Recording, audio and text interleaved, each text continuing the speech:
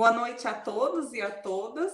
Sejam bem-vindos à nossa atividade da Química UFCAT na mídia. É com uma enorme satisfação que hoje nós iremos concluir esse ciclo de webinários, né, do ano de 2020. Então, eu gostaria de salientar que hoje é a nossa última quinta-feira com os nossos convidados e nós retornaremos às nossas atividades virtuais a partir do início do próximo ano. Então, continuem conosco nas nossas redes sociais, onde nós costumamos divulgar as nossas programações. Consultem o nosso site, Química UFCAT, que lá vocês vão ter acesso a toda a programação e quando nós estaremos retornando às atividades. Também gostaria de salientar que todos os certificados das nossas atividades anteriores, eles já foram emitidos, estão disponíveis no nosso site. Então, é só acessar o site, vocês vão ver um ícone referente às atividades Química UFCAT na mídia. E lá vocês conseguem fazer o download de todos os certificados. Caso vocês tenham algum problema, basta entrar em contato conosco através desse e-mail quimicaufcat@gmail.com e nós estaremos, então, providenciando a correção ou algo do tipo relacionado ao seu certificado.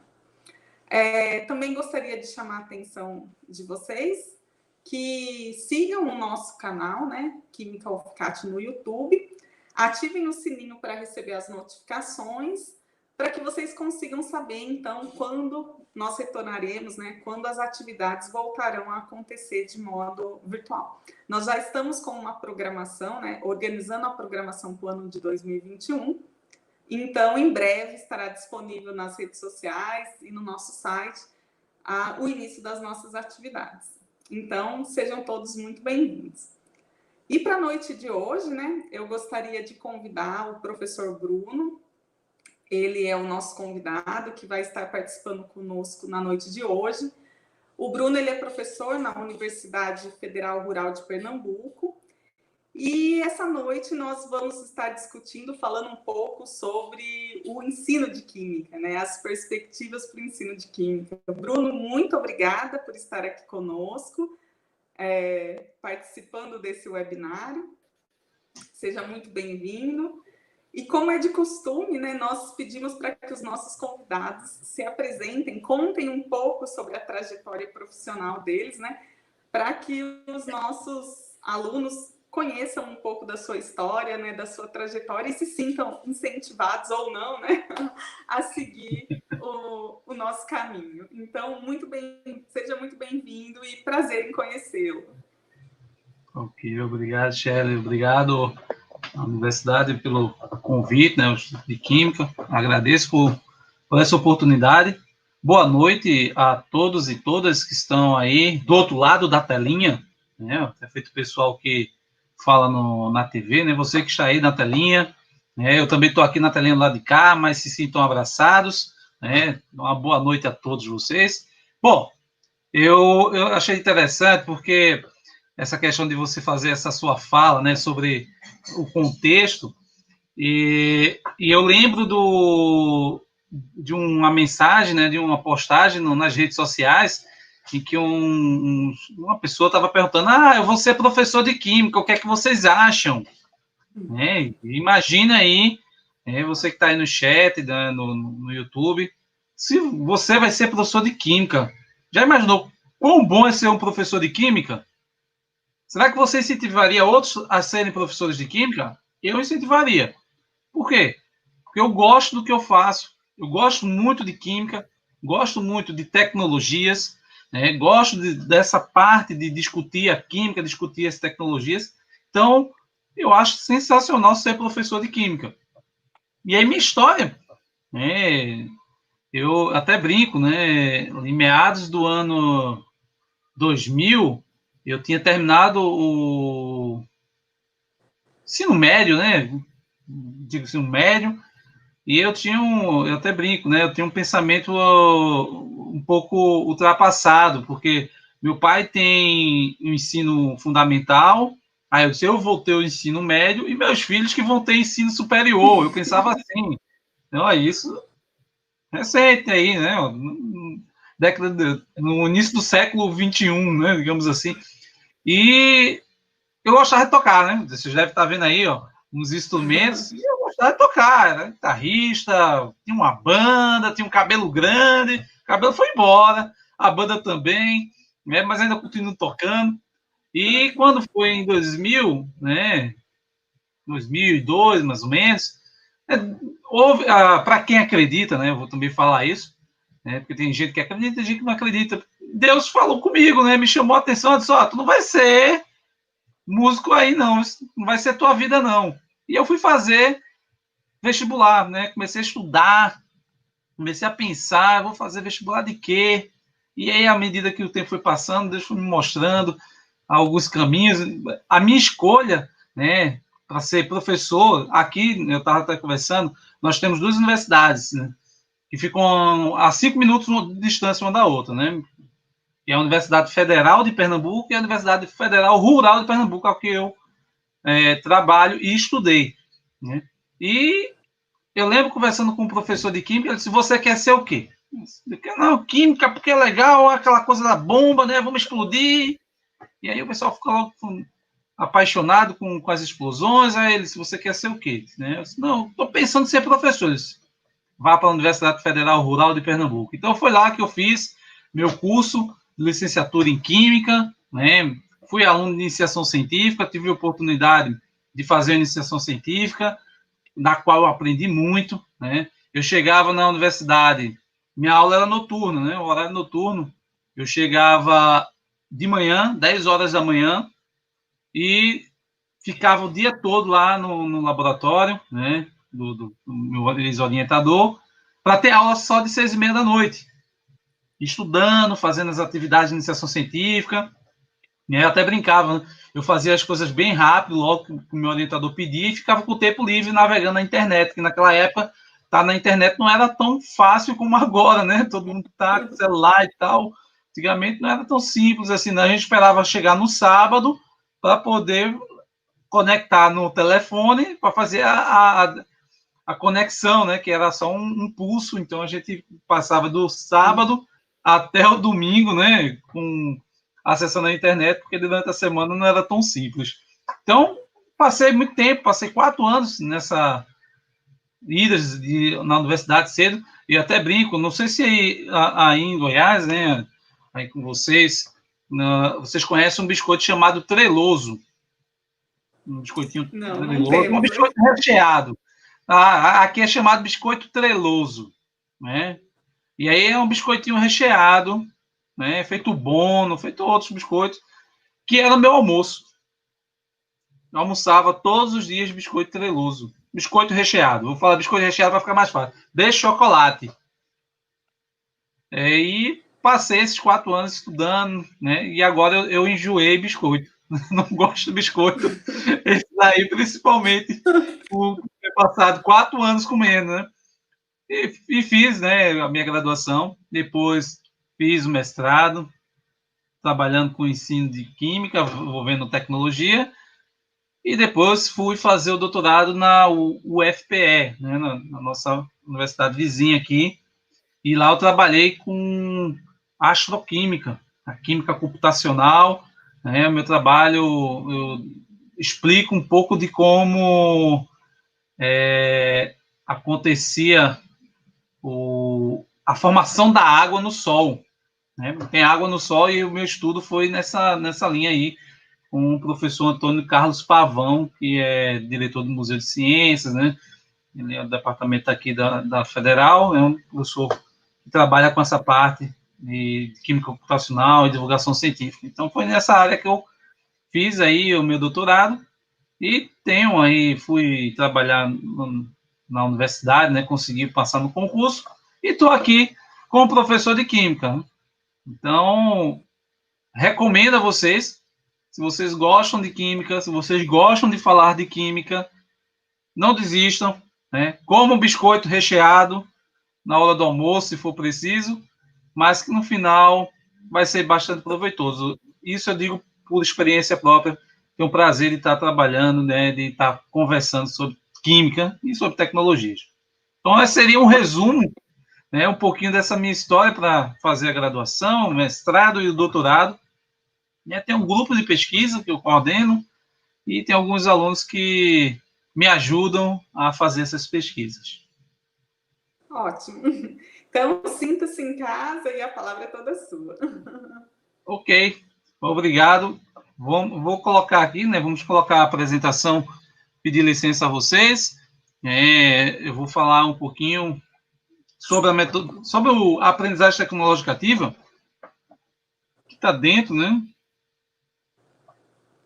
Olhei aqui a Clara Miranda falando que, ó, é doce, para os pernambucanos é biscoito. Tá certo. Porque eu também estou vendo no chat, só que no chat a gente tem um delay um pouquinho, e eu vou acompanhando algumas falas. Se quiserem interromper, fiquem à vontade, viu?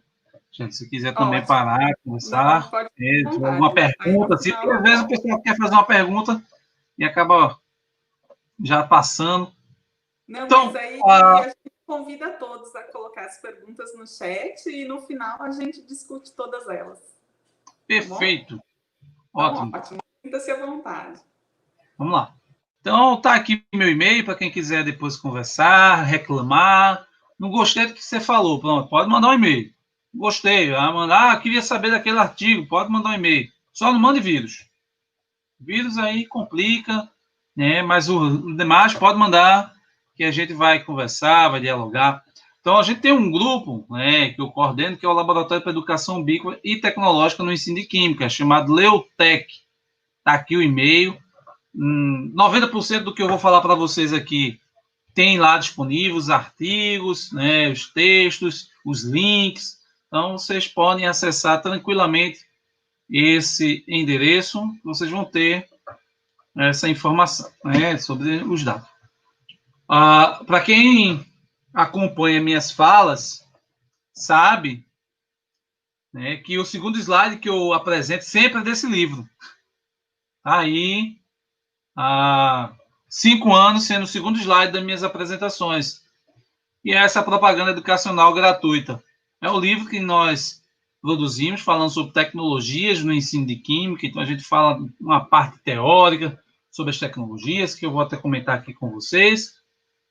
E também faço uma discussão da parte prática, alguns exemplos aplicados na química. Né? Então, a gente faz toda essa discussão. E falando de tecnologia, como é que ela está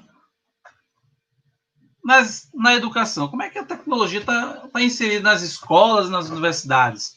Né? O que seriam tecnologias, né? Tecnologias da informação e comunicação? Então, como é que ela está? Como é que ela está presente? Infelizmente, muitos dos nossos professores, né, nos cursos de licenciatura em Química, não são formados para utilizarem, né, pedagogicamente as tecnologias, principalmente tecnologias digitais. Por que eu digo isso? Porque dentro do contexto da educação, né, da tecnologia na educação, a gente tem um distanciamento. Como assim um distanciamento? A tecnologia ela evolui muito mais rápido do que a tecnologia na educação. Em que sentido? Às vezes a gente ainda está usando tecnologias do século passado, né, em que a gente está, né, talvez aí você esteja aí com um celular mais recente. Todo ano o celular tem um celular mais novo, uma nova família, né, uma série do celular, né, tanto os que são do sistema iOS como do sistema APK. Então eles vão mudando, né? Cada ano a gente tem lá, não, esse agora é o celular mais novo do mais novo que tem mais alguma coisa, computador. E nas escolas, né, principalmente nas escolas, ainda está usando alguns equipamentos que a gente pode dizer antigos. Né? E eu vou falar rapidinho deles. Né? Por exemplo, o retroprojetor. Lá tem escola que ainda usa retroprojetor. Antigo. Tem escola que usa o Data Show. Mas, mas Data Show é novo? Data Show não é novo, não. Ou é novo, depende da realidade. Então tá aqui, ó, um dos primeiros pontos que eu gosto de falar sobre a tecnologia na educação é que a gente tem que entender a realidade. Ela tem que estar no contexto da realidade de cada professor. Tem escolas que nem cadeira existem. Não tem cadeira, né, falta material. E aí eu não vou dizer para esse professor, você tem que usar as tecnologias. Por quê? Porque a realidade dele não permite, né, não possibilita fazer uso dessas tecnologias. Mas, se um dia acontecer de usar, né, de chegar na escola, chegar na universidade, essas tecnologias, o professor precisa estar capacitado. Então, a realidade do professor é um pilar que sustenta as tecnologias na educação. Hoje, eu posso não ter a tecnologia, mas eu devo estar preparado para usar a tecnologia. Aqui em Pernambuco, não sei se aconteceu no caso de vocês, no estado de vocês, a gente teve aqui um período que as escolas começaram a ofertar, né, a utilizarem tablets.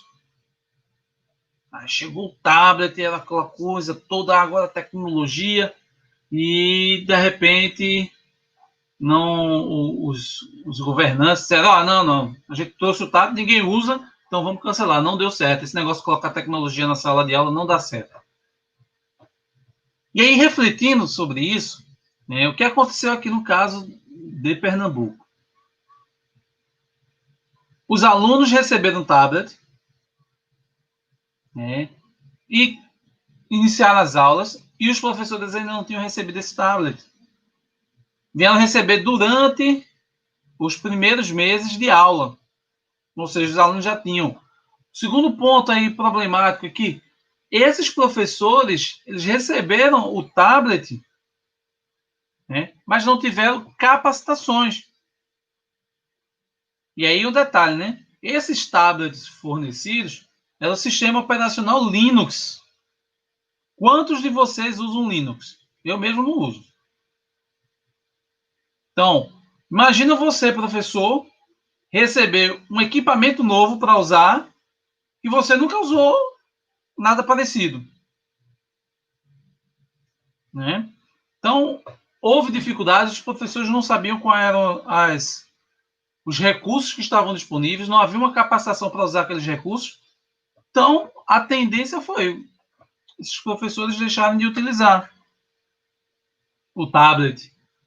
E aí chega-se a belíssima conclusão de que, tá vendo? A gente colocou tecnologia e não funcionou.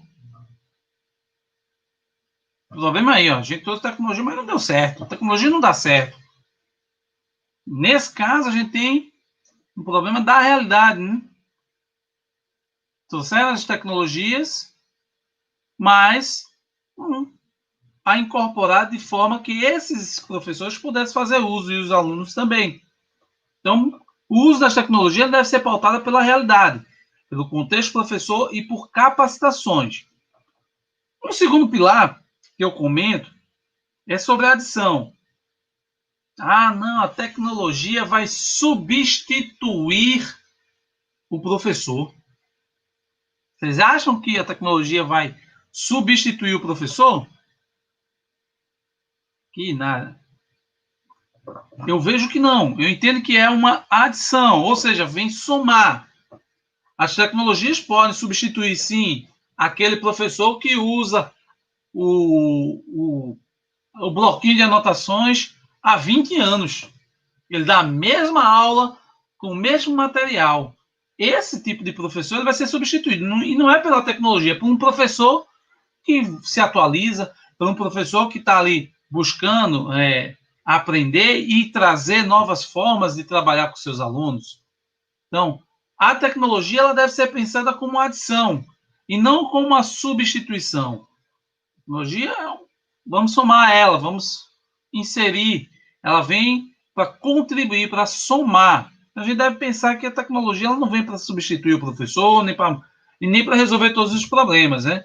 Às vezes, em alguns momentos, as pessoas me perguntam, professor, como é que as tecnologias vão resolver os problemas da educação? Eu disse, gente, se eu soubesse disso, né, eu venderia, estaria rico, estaria numa ilha, bem tranquilo lá, né, porque tinha acabado todos os problemas da educação.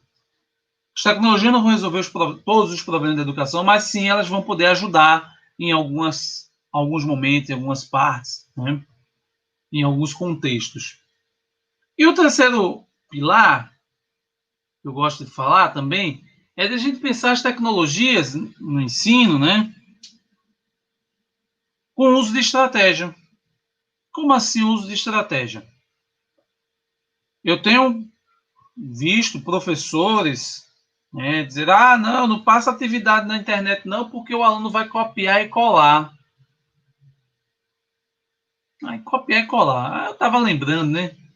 Quando eu fui aluno, o professor passava uma atividade para mim, uma aula de biologia lá, né, do corpo humano. Eu pegava o meu caderno, ia na biblioteca, e lá na biblioteca da escola, eu copiava e colava. Pegava o livro, abria, copiava e colava. Qual a diferença desse copiar e colar para o da internet? É porque demora mais, né? Eu ainda usava papel manteiga para fazer o desenho bem bonitinho, né?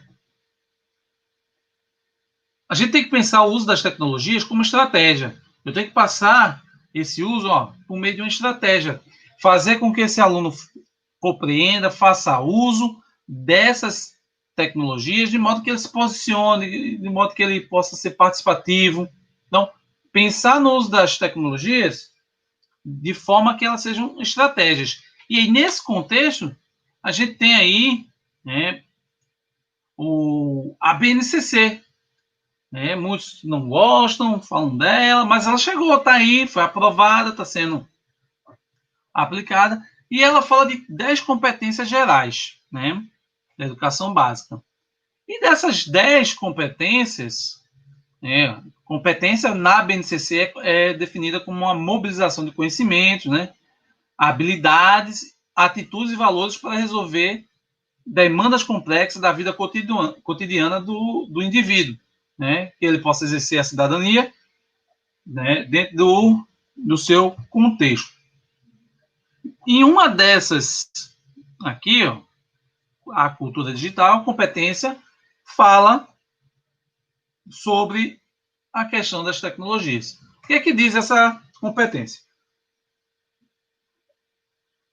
Que o estudante, né, deve, compreender, utilizar e criar tecnologias digitais, né, na informação e comunicação de forma crítica, significativa e ética.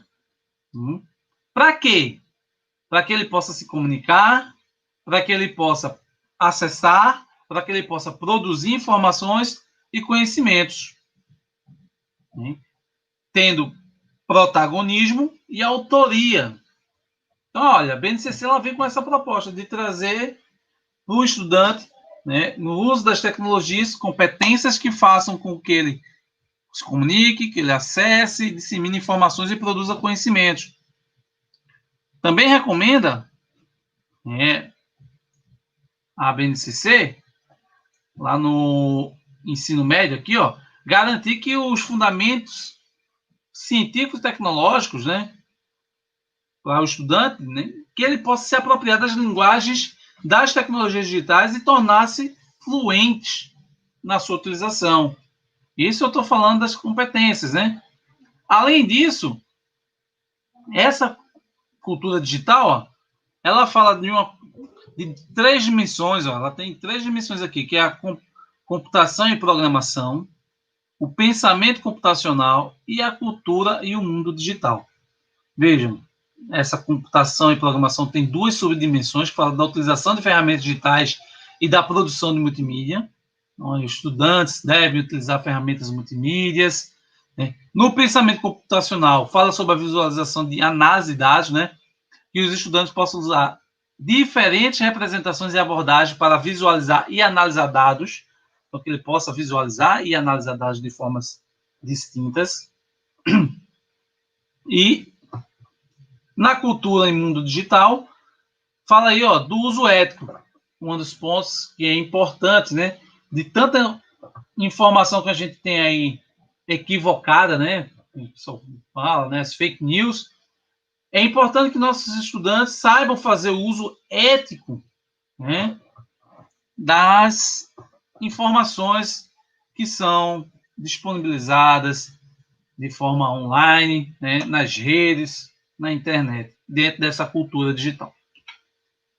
Outro ponto, para nós da química, né, existem algumas competências específicas, né, para ciências da natureza e tecnologias, e aí no ensino médio, nós são 3 competências, uma delas, né, a terceira, fala sobre, ó, que o estudante, ó, possa essa competência específica, desculpa, ele possa investigar situações, problemas, né, e aplicações de conhecimento científico e tecnológico em diversos contextos por meio de diferentes mídias e tecnologias digitais. Olha aí, ele deveria, né, fazer uso, né, desses diversos contextos por meio de diferentes mídias e tecnologias digitais. E uma habilidade que também é descrita nessas competências, olha, que além de se comunicar, né, para diversos públicos, ele possa fazer uso das tecnologias, ó, de modo a participar e promover debates em torno de temas científicos e ou tecnológicos. Então, na BNCC, ela traz algumas perspectivas sobre o uso das tecnologias, né? Mas como é que está o uso das tecnologias no ensino de química? Esse trabalho foi de uma aluna do mestrado, né, que ela percebeu que nos cursos de licenciatura em Química, eu não sei no curso de vocês, né, se tem disciplinas que trabalhem as tecnologias. Ela fez esse levantamento, né, e foi em 2018, né, aqui foi publicado em 2019, mas foi em 2018 a pesquisa, e ela observou que, ó, 50% das emendas dos cursos de licenciatura em Química tem como objetivo que os estudantes conheçam a tecnologia. Gente, conhecer a tecnologia. Ó, isso aqui, celular, é uma tecnologia. Pronto, você conheceu. Muito pouco para quem vai se tornar professor, para quem vai trabalhar com química, como professor de química, né? Outro ponto também que ela observou, 36,5%, né, de utilizar as tecnologias na disciplina. Olha, já melhorou um pouquinho, está utilizando. Mas o importante é que esses estudantes eles possam elaborar, e apenas 9% das emendas destacam tal situação, onde que o estudante ele vai elaborar as tecnologias, né? Elaborar estratégias de uso, um material baseado nas tecnologias. Então, veja como é que está. Ele fala da tecnologia, da sua importância dentro do processo de ensino-aprendizagem, né? Da importância de que o professor seja capacitado, né? Que ele não use a tecnologia como uma substituição, mas como uma adição, como uma soma, né? Como uma contribuição, e que ele use com estratégias, mas como é que ele vai utilizar por meio de estratégias se ele não é capacitado para usar as tecnologias? Então, isso é um dado muito importante que precisa ser refletido, né, pela comunidade, né, comunidade de professores de química, dos cursos de licenciatura. Se é um curso de licenciatura em química e o estudante não se apropria, né, dessas tecnologias, como é que ele vai trabalhar os conteúdos com seus alunos, né, com seus futuros alunos nas escolas? Então, temos que pensar nisso. E pensando nisso, a gente tem aí o conhecimento tecnológico pedagógico do conteúdo, chamado de TEPAC. Tá? Esse conhecimento tecnológico pedagógico do conteúdo é um modelo teórico que é formulado para entender e descrever os tipos de conhecimento necessários, né, a um professor para a prática pedagógica, né, dentro de um ambiente que ele utilize as tecnologias. O Schumann foi o primeiro a trazer essas discussões. Ele fala do conhecimento pedagógico de conteúdo, que é chamado de PCK. E aí foi adicionado, né, esse framework teórico, né, esse modelo, as tecnologias. E aí, que é alguns conceitos relacionados, né, com a inclusão das tecnologias. Então, vejam só. Aqui, nós temos, conhecimento do conteúdo. O que é esse conhecimento do conteúdo? Eu vou dar aula de química, então eu preciso saber o quê? Química. Isso mesmo.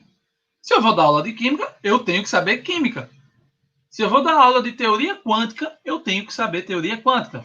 Então, é um conhecimento sobre o assunto a ser ensinado. Então, o professor tem que saber o assunto, primeiro.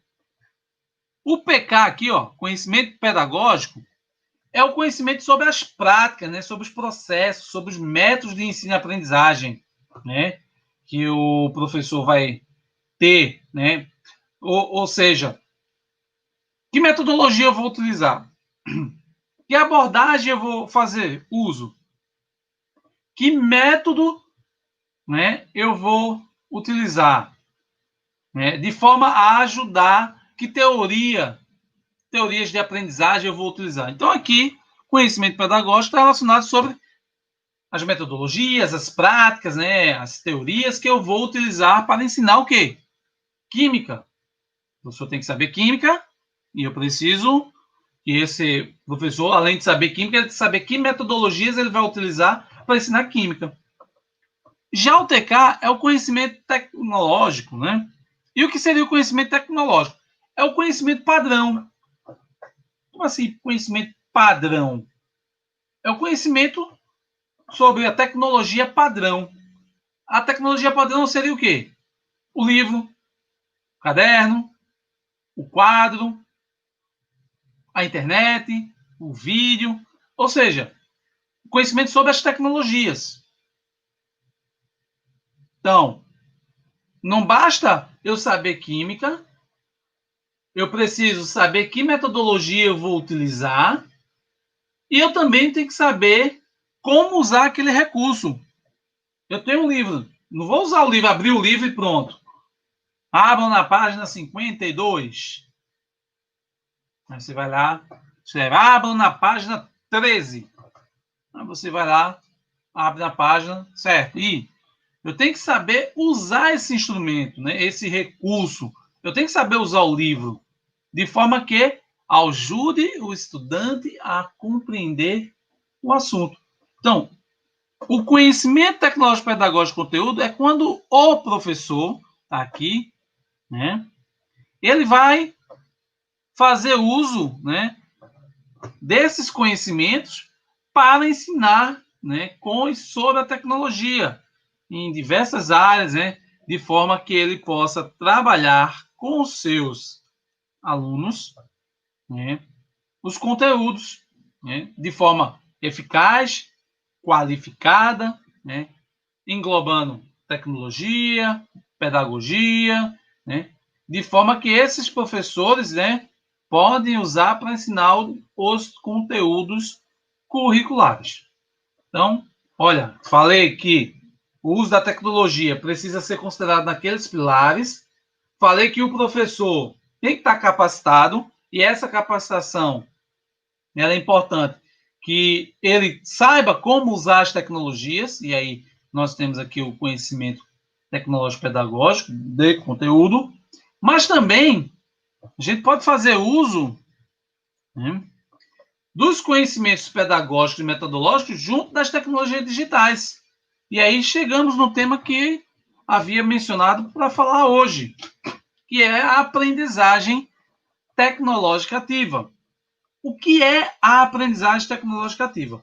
Ela é um modelo, né, é um modelo explicativo, né, que descreve, né, explica como ocorre a incorporação das tecnologias às metodologias ativas, né? E aí, daqui a pouco eu falo direitinho o que é que a gente chama de metodologia ativa. Então, esse artigo aqui, se você for colocar no Google, de vez em quando a revista está fora do ar, mas se você colocar aí no Google, aprendizagem tecnológica ativa, ele vai estar, acredito que seja um dos primeiros artigos que vai aparecer aí para você. Então, nesse artigo, a gente fala um pouquinho sobre como a gente pode usar tecnologias digitais e metodologias ativas. Ela é baseada em abordagens construtivistas, construcionistas e conectivistas. Para dar uma síntese, ela tem 5 pilares, né? O papel docente, o protagonismo do aluno, suporte das tecnologias, a aprendizagem e a avaliação. Deixa eu comentar para vocês rapidinho cada um desses pilares. Ó. O papel docente é para que ocorra uma aprendizagem tecnológica ativa, é preciso que o professor dê o primeiro passo.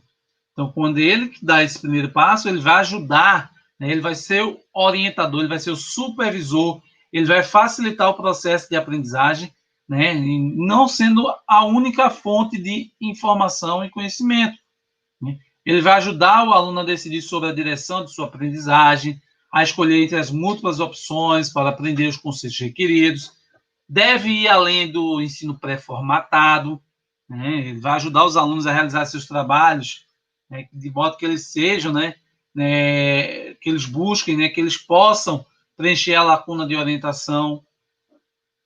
E aí, como é que é esse professor dentro da aprendizagem tecnológica ativa?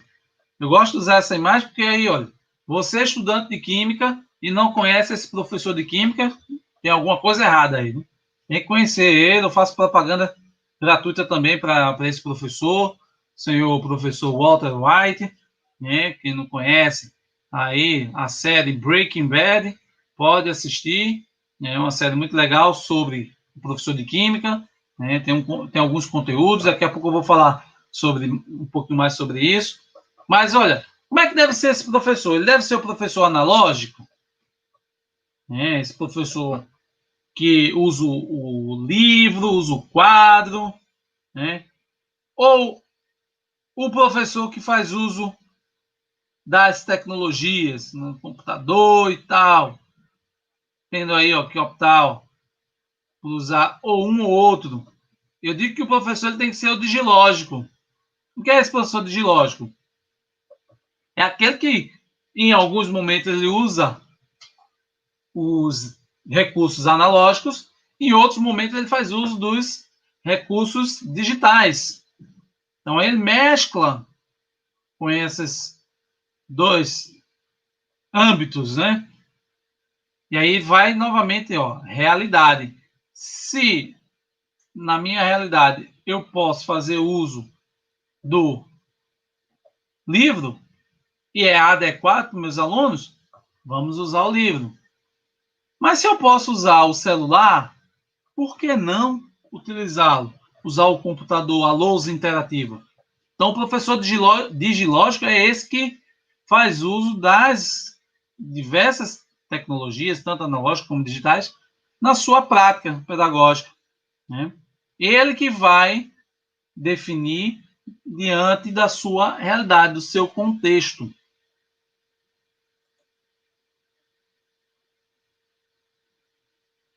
Outro pilar, segundo pilar, protagonismo do aluno, né? Para que ocorra uma aprendizagem tecnológica ativa, este aluno, né, o sistema de ensino tem que estar centrado nele. Dois elementos são importantes. Aprender de forma personalizada. E aí essa personalização pressupõe que os próprios estudantes podem criar, vivenciar e modificar o processo educacional.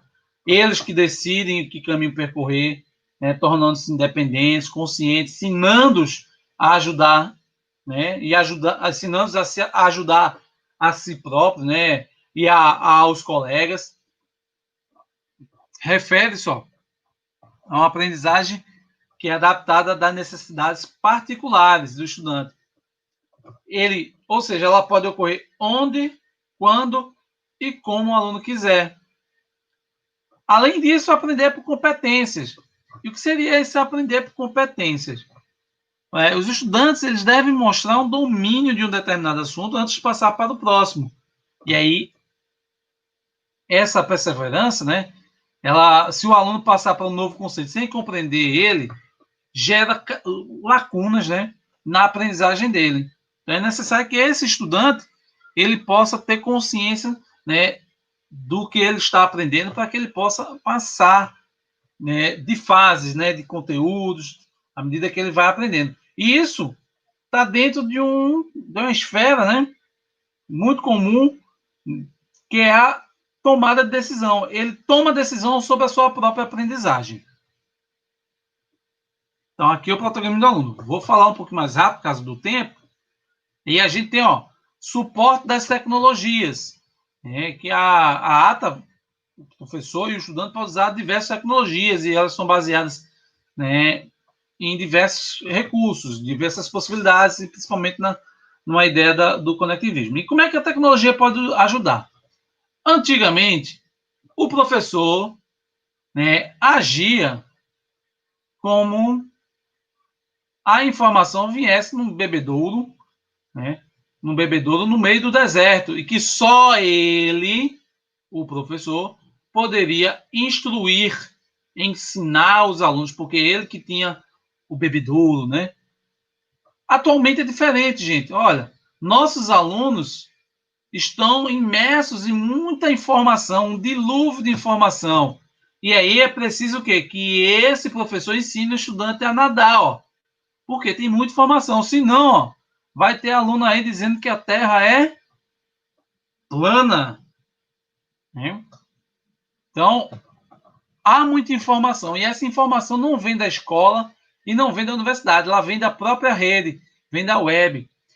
Existe um filósofo que faleceu, Humberto Eco, e ele dizia assim, antigamente, as pessoas, né, sentavam no bar e falavam as suas bobagens ali no bar.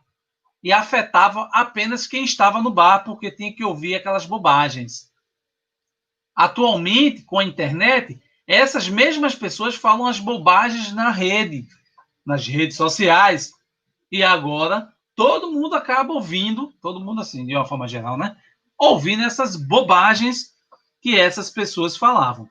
Então, o professor tem que ajudar o seu aluno, tá, a administrar, a compreender, a transformar essas informações que estão aí em conhecimento. Informação não é a mesma coisa que conhecimento. O quarto pilar fala da aprendizagem. E aí, ela não se restringe a um único tipo de aprendizagem, né? São 4 tipos, né, fundamentados na aprendizagem ativa. Tá aí, aprendizagem individual, aprendizagem colaborativa, aprendizagem social e aprendizagem ubíqua. Primeiro, a gente tem a aprendizagem ativa, né? Que é a aprendizagem ativa, né? O Freire, John Dewey, Ausubel, Vygotsky, vários teóricos, né? Falavam, vários autores, Piaget, sobre a importância do estudante ser participante ativo no processo de aprendizagem. E o que seria esse participante ativo? O Edgar Dele dizia assim, esse é o cone da aprendizagem. E depois de 10%, a gente lembrava em livros e revistas do que a gente lia, né? Depois de um tempo. 20% quando a gente escutava uma palestra. Olha aí, 20% do que eu estou falando, gente. Mais 30% do que você vê por ilustração, por imagens. E 50% quando a gente vê um filme, uma demonstração. Por isso que a gente vê aquelas propagandas, uma imagem vale mais que 1000 palavras, né? A imagem, você consegue lembrar bem mais, e aí você lembra da imagem e associa ao que ela queria trazer. Mas esses casos são chamados de metodologias passivas, né? Por quê? Porque o estudante ele lembra muito pouco do que foi tratado para ele. E ele está ali de forma passivo, né? Quando ela é ativa? Quando o estudante escreve em grupos, né? Quando ele pratica, né? Você deve lembrar de alguma atividade no laboratório. Eu lembro que eu fiz. Eu, por exemplo, em particular, eu lembro quando a gente pegou um pedacinho de sódio e jogou na água. Foi sensacional. Na minha mente está lá. Né?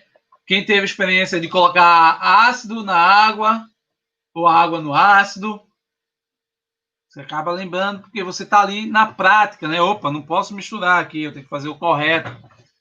Então, as metodologias ativas, elas trazem essa ideia, né, de que o estudante deve interagir com o assunto, né, ao invés de somente receber de forma passiva do professor.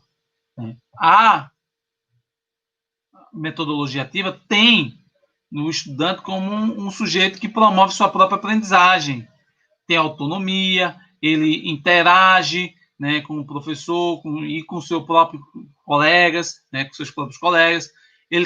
O estudante está envolvido de forma ativa, atuante, né, nesse processo. Aí a gente tem a aprendizagem individual, a gente aprende individualmente, né, normal, ali, a gente pode aprender individualmente, a gente aprende também colaborativamente, ou seja, quando você colabora com os pares, né, atingindo um determinado objetivo. Lembrar que colaborativo não é a mesma coisa de cooperativo. Cooperativo, cada um faz sua parte e depois junta. Colaborativo não, todos fazem juntos e vão discutindo, né? Cada um contribui para resolver conjuntamente o problema. E aí considera a troca de conhecimento, né? Para poder levar à realização daquela atividade. A aprendizagem social, que é lá do Bandura, fala que a gente aprende olhando, né, para as pessoas, né? A gente aprende na observação, né? A gente vai aí, né? Existem várias possibilidades, né? E na aprendizagem ubíqua, que é aquela que a gente pode ocorrer aonde, quando e como a gente estiver, né? Em qualquer lugar e a qualquer momento. E o quinto pilar, e aí o último, é da avaliação, né? Que a avaliação vai depender do professor. Pode ser classificatória, diagnóstica, formativa, né? Pode ser compreensiva e mediadora, que o erro não é considerado como negativo, ele é construtivo dentro dessa aprendizagem. Também ela pode ser formativa, pode ocorrer de maneira formal ou informal. A formal é quando tem data e hora pré-estabelecido, e a informal é quando ela não tem, né, um período pré-estabelecido. Então, de forma bem geral, né, até por causa do tempo e se falar aqui rapidamente, a aprendizagem tecnológica ativa, você tem um papel docente que vai indicar e usar as tecnologias para contribuir para a aprendizagem do aluno, né? Esse aluno, ele pode usar as tecnologias e ocorre a aprendizagem de forma personalizada, e o professor define a forma que vai avaliar seus alunos. Então, a aprendizagem tecnológica ativa pode ser utilizada em qualquer área, né, de forma interdisciplinar, né, independente de qualquer disciplina, e aí é uma forma dos professores, né, melhorarem as suas atividades em relação à metodologia tradicional. E aí vamos para as possibilidades. Uma delas, eu vou falar de algumas, o tempo não vai me permitir falar de todas, mas a gente tem aí, ó, colocar os meninos de cabeça para baixo, usar o celular, jogar videogame, ver filme, ou fazer aqui, ó, algumas coisas baseadas nos jogos mortais, tá vendo? Vamos ver o que é possível. Esse artigo aqui, está disponível na revista Pesquisa e Ensino. Como eu falei para vocês, isso aí lá no site Leutec tem todos esses artigos disponíveis, está aqui. Eu apresento algumas metodologias ativas que podem ser usadas com as tecnologias, 12, né? Algumas possibilidades. Uma comum que está aí falando muito é o ensino híbrido. Embora que agora nós estamos no ensino virtual, né? Aulas virtuais, mas o ensino híbrido é uma modalidade, olha, que você tem uma parte da aprendizagem ocorrendo de forma presencial e outra parte ocorrendo de forma virtual. E existem alguns modelos, ó, modelo rotação, modelo flex, modelo à la carte e o virtual enriquecido. Do modelo rotação, a gente tem a sala de aula invertida, que é a mais conhecida. Para dar um exemplo para vocês, olha, esse trabalho aqui que a gente publicou na revista de Ensino de Ciência e Tecnologia, a gente fala um pouquinho de uma experiência com estudantes, né, do curso de licenciatura em Química, usando a rede social Edmodo, de forma que ocorreu um ensino híbrido, né? Então, eles tiveram uma aprendizagem virtual e uma aprendizagem presencial, né? Eles usaram o Edmodo, né? Tiveram apresentado propostas, a gente teve aqui professores também, 27 professores participaram, resolvendo questionários, né? Houve discussões sobre essa utilização. Então, a pesquisa ela mostra aí uma experiência dos alunos fazendo uso do Edmodo, tendo uma aprendizagem ocorrendo de forma híbrida, ou seja, uma parte presencial, outra parte virtual. Uma outra experiência que a gente teve, e aí eu vou falar para vocês, está até disponível aí, na revista Química Nova, tá no pré esse ano, aí, ó, falando sobre a sala de aula invertida, né, no ensino de Química Orgânica, né, seria um estudo de caso que aí o professor, ele aplicou, né, deixa eu mencionar aqui para vocês, ó, ele aplicou a metodologia, né, da sala de aula invertida em 2 turmas, né, de Química Orgânica, em momentos distintos. Em uma turma ele fez no início do semestre, em outra turma ele fez no final do semestre, para trabalhar o conteúdo, para ver se havia alguma diferença, né? Então, ele aplicou a temática da ressonância magnética nuclear, né? Trabalhou lá, fez um vídeo, né? Disponibilizou textos, né? A gente aplicou um questionário investigativo com 25 estudantes que participaram, e para saber as percepções deles sobre essa estratégia, e esses alunos foram favoráveis, né? Os resultados mostraram que os alunos estavam favoráveis, né, a essa aplicação, né, essa proposta.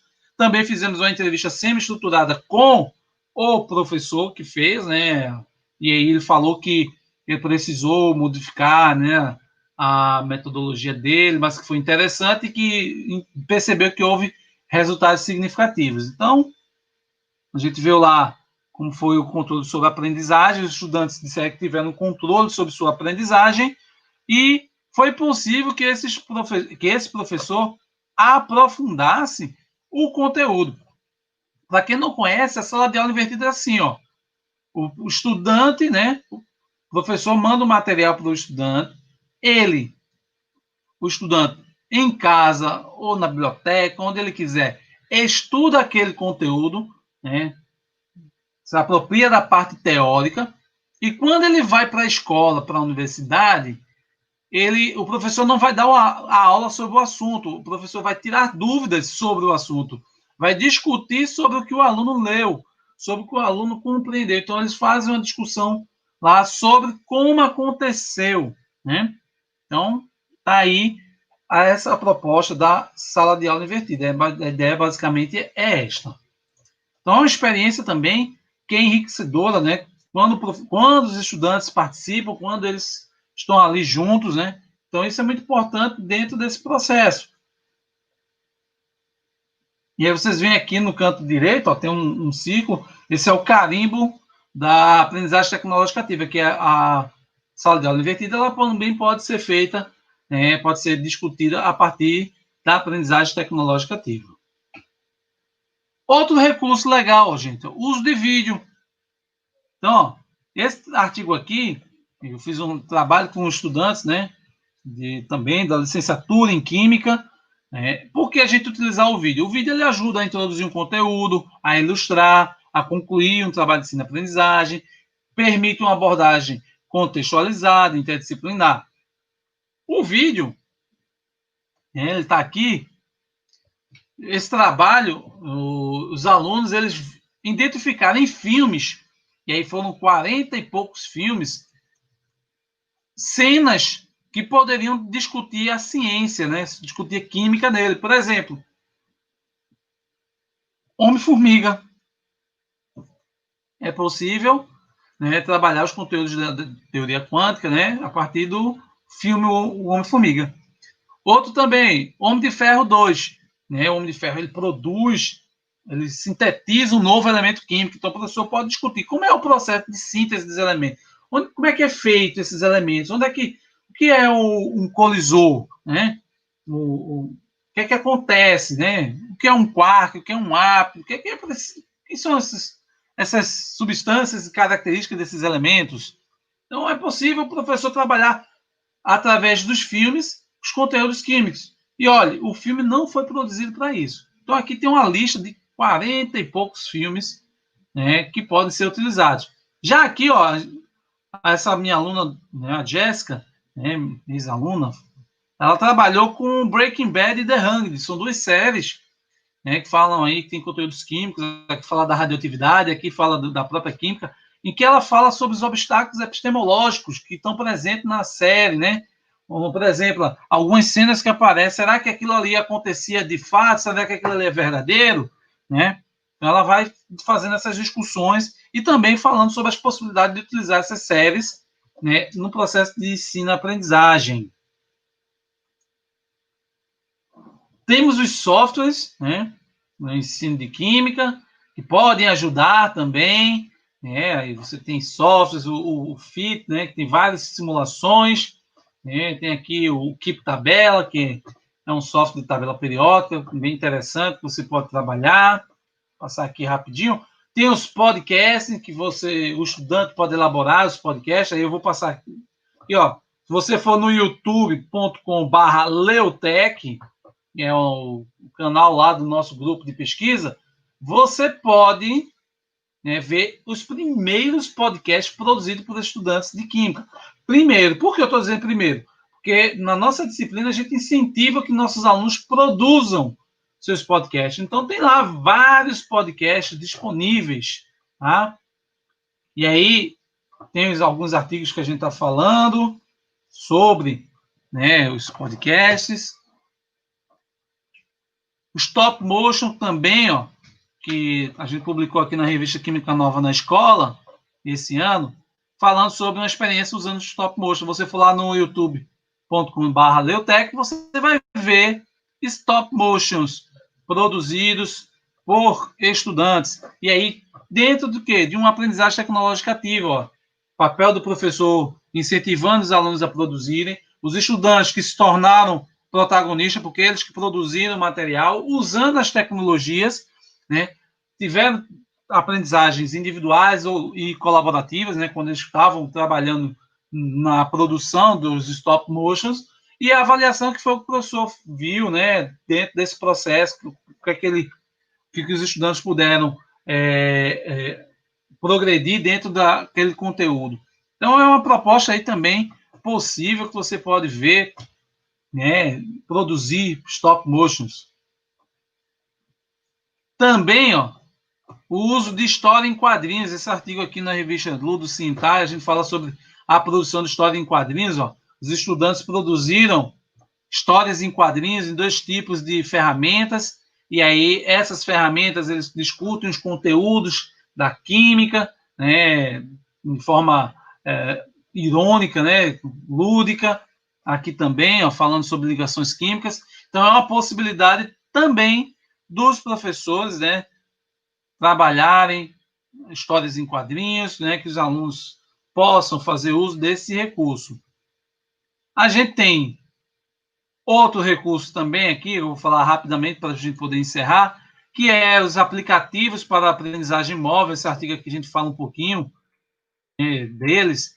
E aí, ó, a gente produziu, né, na verdade, foi um aluno nosso de iniciação científica, estudante de licenciatura em Química, foi e aprendeu a mexer num software, software gratuito, e produziu o Quísmica. Se você for lá na Google Play, você vai achar Quísmica Radioatividade, o primeiro quiz sobre radioatividade. E é interessante que lá, né, no Quísmica, a gente tem 3 níveis, que é o nível Becquerel, é o nível mais fácil, o nível Rutherford, que é o intermediário, e o nível mais difícil, que é o nível Curie. Então, a gente tem 3 níveis aí, que são aplicativos, no caso aqui, o Quísmica, radioatividade, e depois nós tivemos o termodinâmica, que foi feito pela Larissa, por outra aluna. Aqui tem esse artigo explicando como foi esse processo de criação. E aí a ideia do Quísmica é que o estudante ele possa produzir, né, discutir, revisar os conteúdos, o professor pode fazer uma competição para que eles possam fazer uso, né, desse aplicativo. Então, é uma forma diferenciada, né, uma forma de utilizar um recurso tecnológico para que o aluno aprenda os conteúdos, né? Existem uns resumos sobre a história de cada um desses cientistas. Na termodinâmica, a gente tem lá o Boltzmann, o Maxwell e o Hess, né? Sendo os níveis, né?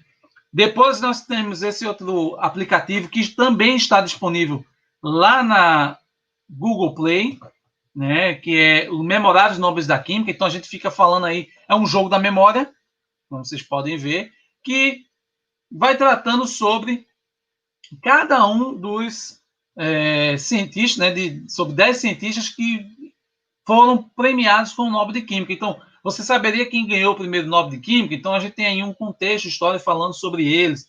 Você saberia quem foi o último, né? Agora vocês sabem, mas aí esse aplicativo foi antes desses laureados, foi até 2019. Então, há uma discussão, né? Então, você pode aí também fazer uso, né, para revisar, né, conhecer um pouquinho mais da história dos Nobels.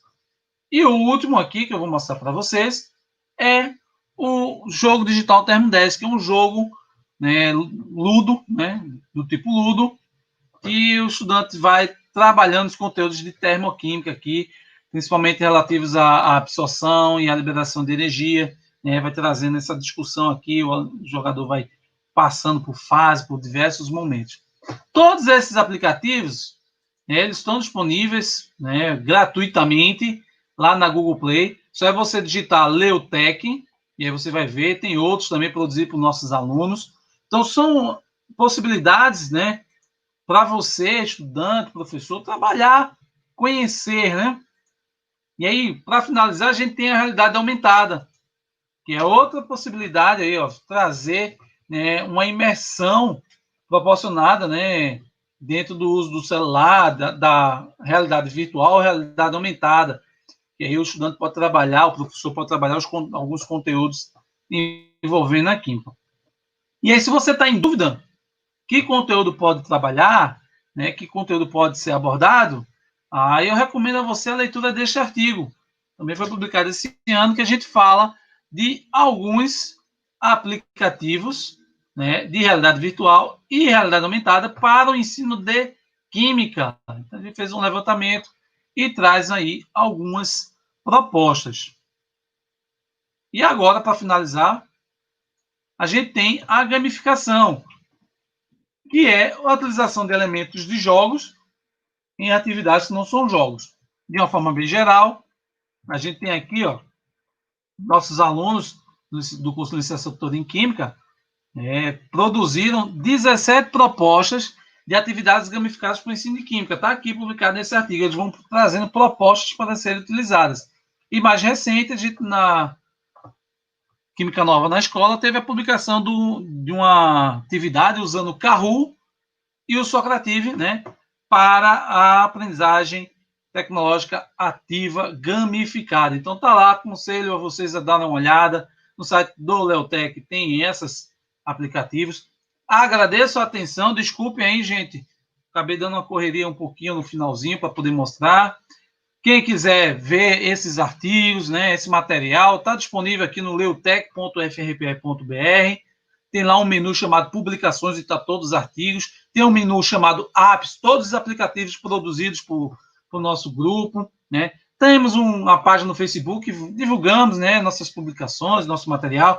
Também no Instagram, o do YouTube, como eu já falei para vocês, aí vão estar os vídeos, podcasts. E se você quiser me encontrar pessoalmente, você vai ver essa foto no Facebook, né, pelo login aqui, ó, pelo login, não, o perfil, né, o nickname, Química do Bruno, ou pelo Instagram, Bruno Leite, ou Twitter. Agradeço a vocês a atenção, obrigado, né, pelo convite e por estar aqui conversando um pouquinho com vocês. Bruno, nós que agradecemos a sua participação aqui conosco. Para falar a verdade, eu não tenho nem muito o que falar, é tanto trabalho, tanta coisa diferente que a gente se sente um pouco até obsoleto quando a gente fala que nós somos professores, né?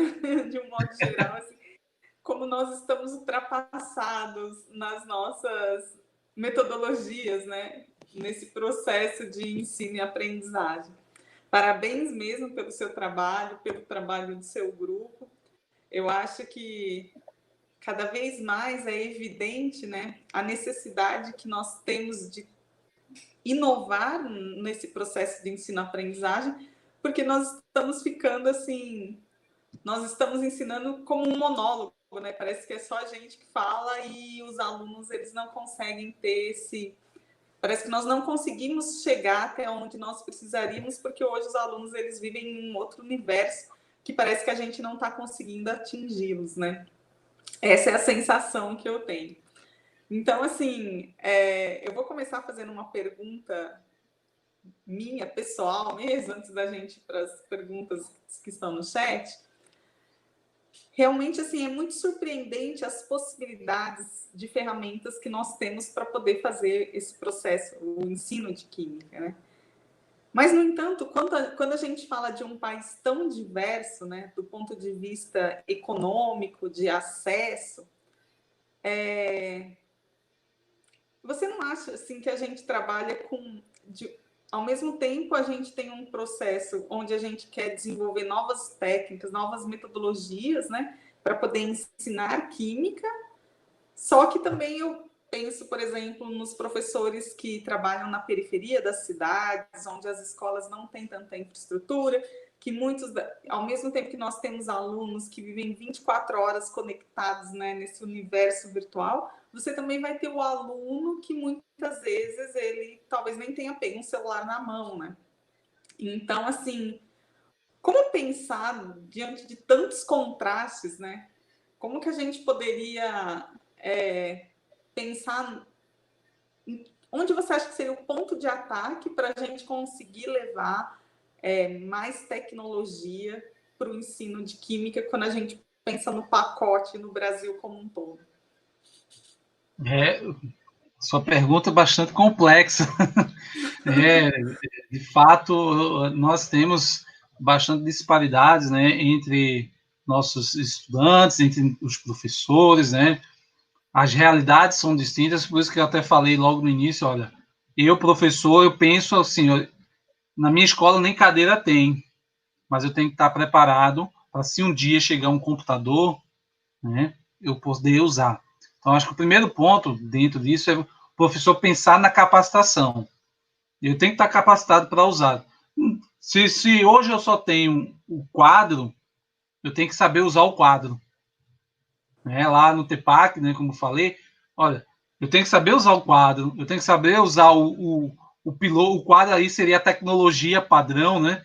Eu tenho que saber o conteúdo de química, eu tenho que saber que metodologias eu posso usar. Eu posso, por exemplo, para uma turma, eu usar uma determinada, por exemplo, Design Think, que é uma metodologia ativa, que tem toda uma estrutura, mas que eu posso usar tanto com a tecnologia como sem a tecnologia. Então vai depender, mas para usar, eu, professor, tenho que estar capacitado. E aí independe do meu aluno ter o celular ou não ter o celular. Eu, professor, tenho que estar capacitado para trazer a proposta. Por exemplo, no Design Think, que eu estou falando, o professor precisa, eu posso fazer uma atividade que engaje, que motive meu aluno usando folha de ofício, apenas folha de ofício. Envolvo ele, que ele possa participar, que ele possa ser protagonista no processo da aprendizagem dele. Então, é uma metodologia que é possível. Mas eu também posso usar o Design Thinking com o celular, com o computador, com gráficos, etc, etc. O que é que vai definir? Aí vou para aquele professor digilógico, né? O digilógico que ele vai. Eu vou usar agora essa minha turma, essa minha sala, esse meu contexto permite eu usar determinada tecnologia. Eu uso o celular, uso o tablet, o computador, mas outro não. Então, acho que ponto principal aí é o professor entender que ele precisa estar preparado para as diversas situações. Eu brincava, né? E eu dei aula no ensino médio por anos, né? E eu sempre falei isso para meus alunos, gente. Eu entrava na aula do terceiro ano A e trazia uma estratégia e ficava, os alunos adoravam. Eu ia para o terceiro ano B, era uma negação. Os alunos odiavam, não queriam participar. Eu disse, gente, mas é o terceiro ano, mesmo assunto, contextos diferentes.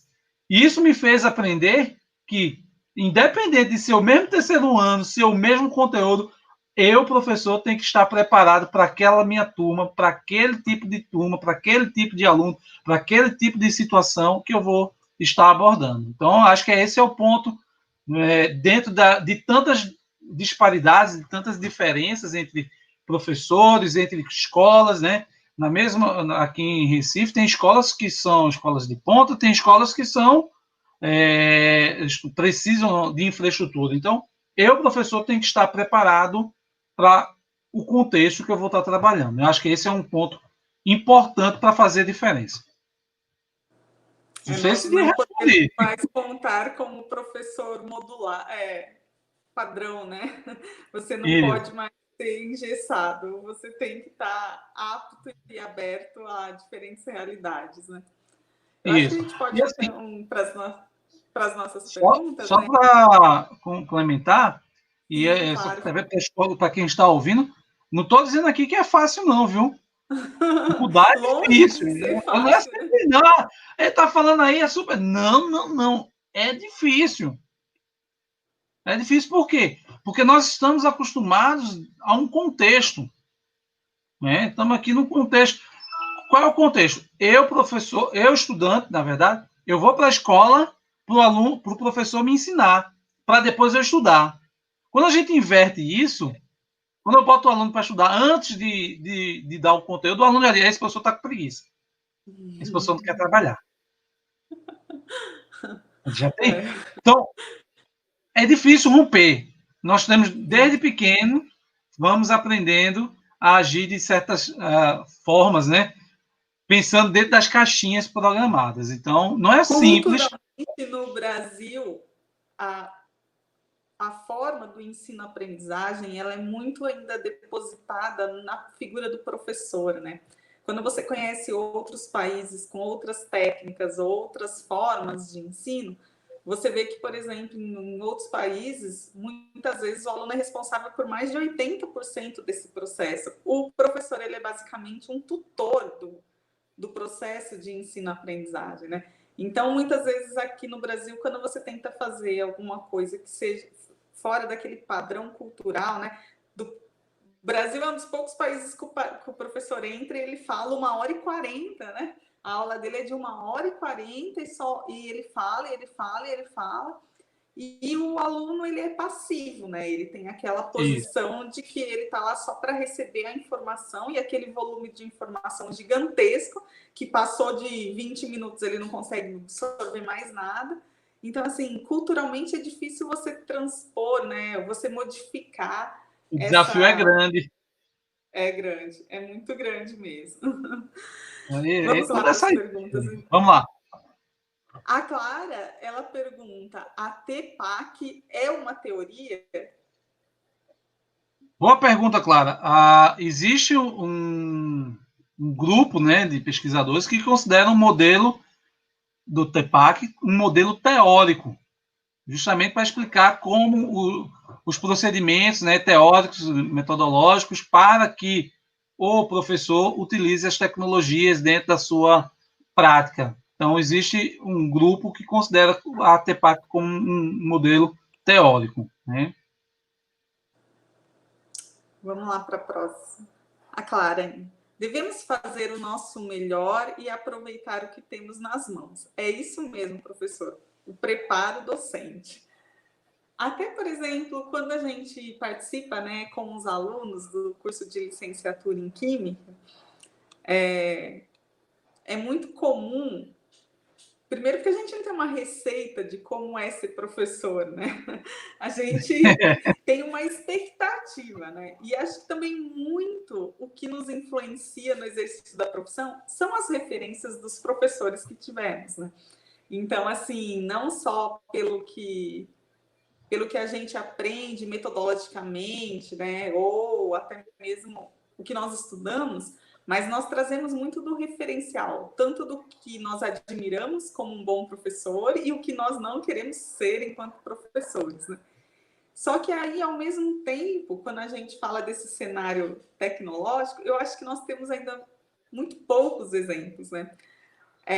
Uma infinidade de coisas que você apresentou na noite de hoje, para mim foi a primeira vez que eu tive contato com essas informações.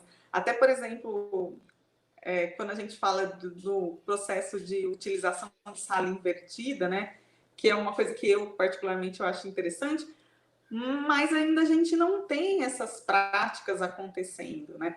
E, inclusive, eu gostaria que você, se você pudesse falar um pouquinho a respeito dessa nova, não sei se é tão nova, né?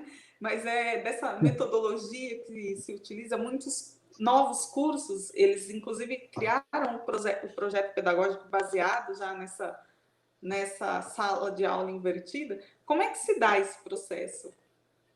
Bom, vamos lá. A sala de aula invertida ela não é tão nova assim, ela já tem mais de 10 anos, né? Acho que uns 15 anos aí. E existe entre aspas, uma briga que o Eric Manzur, que tem outra proposta que não deu tempo de eu falar, que é do Pio Struchan, que ele propôs lá na década de 90. E aí é mesclado a origem da sala de aula invertida. Mas vamos considerar que aí é o Berger e o Sanz, dois professores de química, que lá nos Estados Unidos, que eles perceberam, né, os alunos lá faltavam da zona rural, não iam para as aulas, e aí ele, de modo a eles dois, né, de que esses alunos não perdessem o conteúdo, não fossem prejudicados, eles começaram a gravar vídeos. E aí gravavam os vídeos, e esses vídeos eram disponibilizados, né, para os alunos que faltavam às aulas. E eles começaram a perceber que os alunos que faltavam às aulas e assistiam os vídeos estavam tendo um desempenho melhor do que estavam indo para as aulas. Então, mais ou menos, esse é um pouco da origem da sala de aula invertida. E aí, como eu disse, a sala de aula invertida, basicamente, o professor passa um conteúdo para que o aluno estude um material, ele pode passar um vídeo, pode passar slides, pode passar textos, né? Aí vai depender de como o professor planeja a sua estratégia, em que o estudante, aí é um ponto principal, o estudante, ele deve, de fato, estudar o assunto. Eu tenho um relato de um colega, professor da Universidade Federal da Paraíba, o Cláudio, em que, na pesquisa que eles fizeram lá com os alunos de PIBID, se não estiver enganado, eu fui do residência pedagógica, agora não lembro, que eles passaram alguns meses tentando incorporar a sala de aula invertida. Por quê? Eles preparavam a aula invertida, o conteúdo que o aluno tinha que estudar em casa.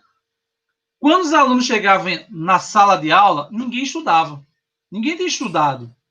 Então, acabou a sala de aula invertida, porque para poder ter a sala de aula invertida, ele precisa estudar. Aí tinha dois alunos que faziam. Então, eles levaram um bom tempo até os alunos entenderem e aceitarem, né, estudarem o assunto, vir para a escola para poder tirar dúvidas. E aí, quando isso aconteceu, as coisas, digamos assim, fluiu. Esse artigo que eu falei, né, foi uma experiência, a gente já é uma experiência no ensino superior. Essa que eu estou falando no ensino médio. Então, são situações bem distintas, né? São públicos distintos também, né? Professor, e aí, além disso, né? Esse professor nosso, do ensino superior, ele já estava lá no 7º período, já no final do curso. O número reduzido de alunos, tinha 13 alunos numa turma e 12 alunos em outra, né? Então, esses alunos eles já estavam um pouco mais situados de que eles precisam estudar, porque é a formação deles. Então, eles compreenderam bem mais rápido do que aqueles alunos do ensino médio, que o professor de química diz assim, ó, estuda esse assunto aí que eu vou tirar dúvida. Ele vai dizer, mas eu não gosto. Eu vou estudar em casa? Não, o professor que dá aula. Então, a metodologia, ela precisa... é por isso que eu estou dizendo, não é tão fácil, não é tão simples, não é fórmula mágica, né? É preciso perseverança, é preciso um trabalho coletivo para que os alunos também participem, porque se eles não participarem, se não houver o protagonismo do estudante, né, do aluno, como eu falo lá na aprendizagem tecnológica ativa, o segundo pilar, primeiro é o professor, o papel do professor, ele incentiva, ele promove e media, mas preciso do protagonismo do aluno, o aluno ter autonomia, ele buscar, ele participar para poder ocorrer essa sala de aula invertida. Então, o processo vai nessa linha, o estudante precisa ver o conteúdo, compreender, estudar de fato, quando vai para a escola ou para a universidade, vai tirar dúvidas. E aí, o aproveitamento, aí tem uma outra pesquisa que a gente fez, que mostramos que o desempenho, né, nas atividades com a sala de aula invertida são bem maiores, são bem mais significativos, né, quando os alunos participam, porque o professor pode aprofundar o assunto. Né? Esse artigo que eu falei aí agora, o professor relatou isso. Eu pude ampliar um assunto que ele é o mesmo professor dessa disciplina há anos. E aí, nesse caso, ele percebeu que ele pôde aprofundar mais ainda o conteúdo do que nas outras turmas onde ele dava aula dita tradicional, né? Que ele dá aula porque quando expositiva. você vai dar aula, você faz a primeira introdução do assunto, né? E quando o Isso. aluno estuda em casa, ele já vem com essa introdução, Com a base inicial, e você consegue ter mais profundidade nas discussões, né? Isso mesmo. Vamos lá para uma outra pergunta. A Jocélia, ela é professora aqui, inclusive ela trabalha na área de ensino de química. Ela pergunta se na Universidade Federal Rural de Pernambuco tem disciplinas específicas voltadas para o uso de tecnologias no ensino e nos cursos de licenciatura. Olha, vou dizer com muito orgulho, né? Meu orientador, que é o atual reitor agora, né?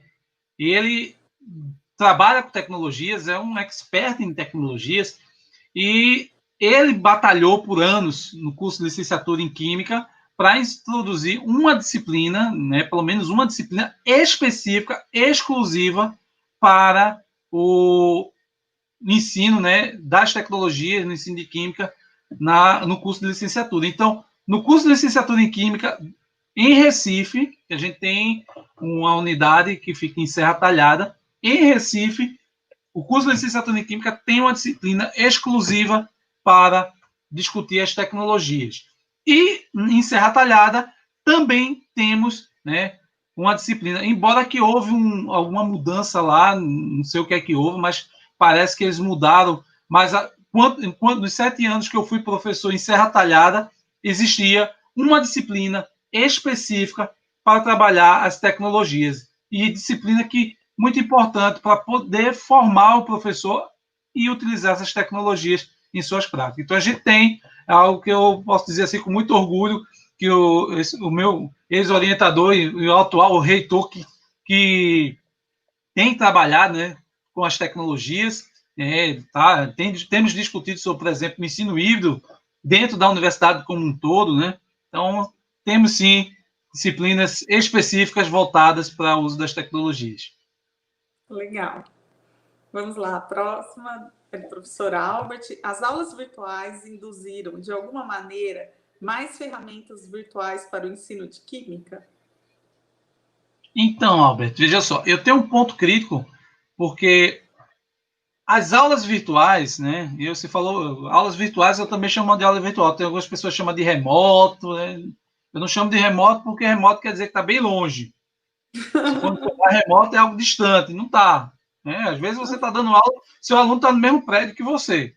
Você só não está podendo ter o contato físico. Então, essas aulas virtuais, em muitos casos, são a transposição da aula presencial para a aula virtual. E aí... Elas não foram adaptadas. Isso. Aí transpôs. Aquela aula virtual, agora eu estou dando... Aquela aula, desculpa, presencial, agora eu estou dando aula virtual. E aí muitos professores fizeram isso. Então não houve um tempo hábil para se preparar para usar as ferramentas, os recursos, né? Para trabalhar as aulas de química. Alguns professores estão tentando fazer uso de outros recursos durante suas aulas virtuais, mas que nunca usaram, mas por ver e perceber que, eita, não dá para dar a mesma aula que eu dava na sala de aula de frente para o computador. Então, preciso mudar. E aí, alguns procuraram, apareceram alguns recursos, mas um dos problemas aí que eu comento é falta a capacitação. Tem muitas pessoas que não estão capacitadas para usar as tecnologias e, de repente, tu vai ter que usar.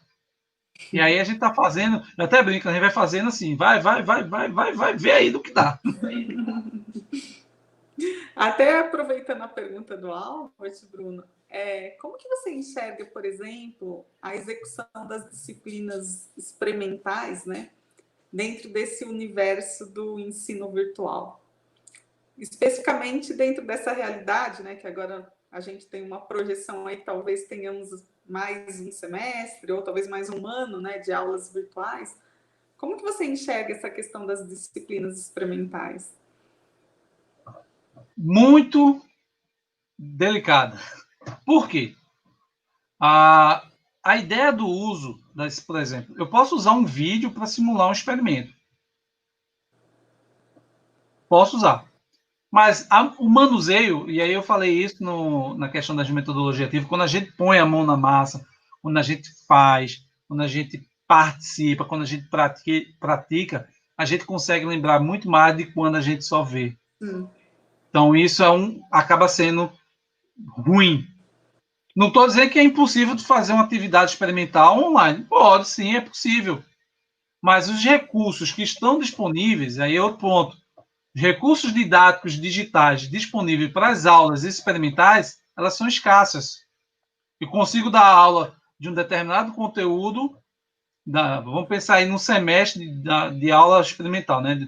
Aqui a gente tem uma disciplina chamada de Química Experimental, que é o semestre todo só dentro do laboratório com vários conteúdos sendo abordados. Eu não digo, eu não vejo, né, algum software, algum aplicativo que consiga contemplar todas essas áreas, né, todos esses conteúdos que seriam necessários para trabalhar virtualmente, né, no caso, as atividades experimentais. Então, é difícil, há infelizmente, uma perda para o estudante, porque a prática, pôr a mão na massa, é feito. Eu posso formar um médico online? Posso, mas vai ter momentos que é preciso que ele tenha a mão na massa. Por isso que a EAD, em muitos cursos, dependendo dos cursos, mas em alguns cursos, tem os momentos presenciais. Curso de licenciatura em Química EAD. Existe um momento para as aulas práticas. Né? Tem os vídeos, tem as simulações, mas também tem um momento que eles vão lá para o polo para fazer o manuseio, para fazer a prática. Então, dentro do contexto, vamos pensar mais um ano aí de aulas virtuais, o professor tem que trabalhar um pouquinho para achar vários recursos, que não é fácil, vídeos, aplicativos, né, simuladores, softwares de simulação de laboratórios virtuais para poder tentar trabalhar um pouco, acho que 50% dos conteúdos que ele abordaria no laboratório. Aí é o que a gente comenta, né, que essas aulas virtuais realmente elas demandam, né, o professor que ele se preocupa na execução de uma boa aula, né, e que ele consiga atingir os objetivos, o preparo dessa aula demanda muito, muito mais trabalho do que uma aula presencial, né? E até quando nós discutimos, por exemplo, aqui no nosso curso, né, a questão das disciplinas experimentais, por um outro lado, a gente pensa também que nós temos restrições nos nossos laboratórios, limitações, né, em termos de infraestrutura, de reagentes. Então, assim, ao mesmo tempo que a gente tem a perda, né, dessa experiência da execução, né, da prática do experimento, mas também existe a possibilidade de você talvez colocar de um modo virtual o aluno dentro de um experimento que jamais a gente teria condições de executar dentro dessas universidades com infraestrutura básica, né? Então, só que aí a gente já tem que recorrer a, por exemplo, existem materiais, vídeos, mas aí já não são mais na língua portuguesa, né? Então, você exige que o aluno tenha um certo conhecimento, principalmente da língua inglesa, e aí você, ao mesmo tempo que você abre algumas portas, as outras vão ficando mais estreitas, e realmente é um exercício, né, para que tudo isso aconteça. Se nesse caso, por exemplo, não, gente, ano que vem as aulas vão ser todas virtuais, mas esse ano vamos pensar que estamos em 2019, e alguém vem dizer, 2020 vai ser tudo virtual. Aí você, professor, ia para o laboratório, ia preparar seu material, ia preparar o seu vídeo, e aí por isso que eu digo, é importante que nós, professores, produzimos nosso próprio material, por isso que eu incentivo os alunos a fazerem podcasts, fazer stop motion, fazer história em quadrinhos, fazer etc. Por quê? Porque quando a gente faz com um propósito. Olha, eu vou dar aula de Química Experimental 3. Lá eu vou ter esse assunto, esse aqui. Deixa eu fazer o experimento, vou filmar, o que é que eu quero mostrar para meus alunos, quais são os detalhes. Aí você prepara um material para poder dar um suporte. Não é substituição. Lembra que eu falei? Sim. A gente não vai usar para substituir, é para apoiar, para somar, para ajudar. E aí, 2020 que agora ninguém vai ter aula tudo virtual. Pronto. Eu tenho um banco de dados separado, sim, que eu posso usar, né? Aí eu brinco, seria o ideal, né? A gente se preparar, sim, organizar o nosso material para fazer, mas não, de repente, tu tem que se virar aí, arruma um material em inglês, espanhol, francês, o que for, e vai ter que aí, como é dito, né? Se vira nos 30. Sim, sim. Bruno, e só por curiosidade, é que eu mesma não conheço, o que seriam esses stop motion que você citou na sua apresentação, que você disse agora? Stop motion é uma técnica de fotografia, né? Que você tira, em média, 15 a 30 fotos por segundo e dá a sensação de movimento. Você tem um objeto parado e você tira lá 15 fotos, aí mexe ele um pouquinho, você tira mais 15. E aí, quando você junta as fotos, dá a sensação de que aquele objeto está se movimentando. Aí é chamado de stop motion, que é um movimento parado, né? Se fosse literalmente traduzir. Tá. Não sei se você já viu um filme chamado... uma reação química acontecendo e você fosse, por exemplo, filmá-la, né, ou fotografá-la com diversos disparos, assim, por milésimos de segundos você fazer vários disparos. Isso também seria um stop motion ou só o contrário? Você fotografar e fazer o movimento, ou você ter um movimento e você fazer ele slow, ele também seria um stop motion?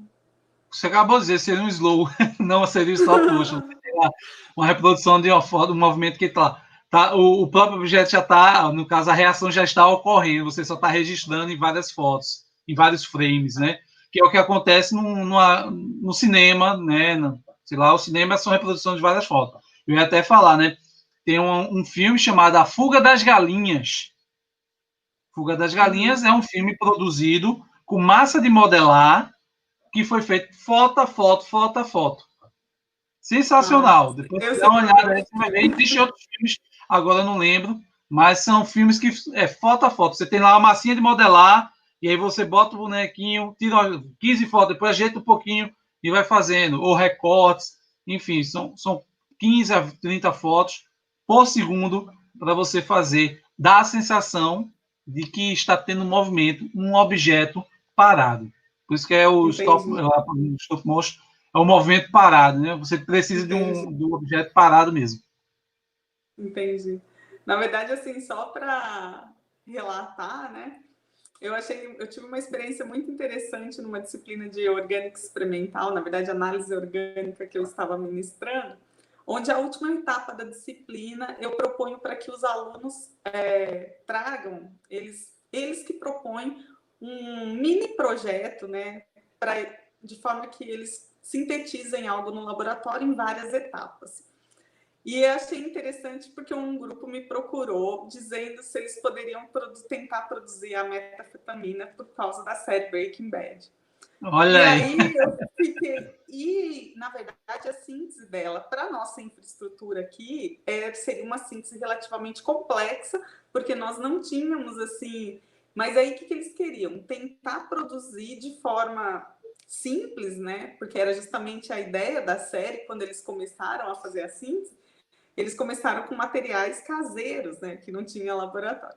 E aí o desafio foi, eles conversaram comigo e tal, e eu disse que então eles poderiam, mas que o produto final, eu ia fiscalizar a quantidade de material e o produto final teria que ser entregue para mim.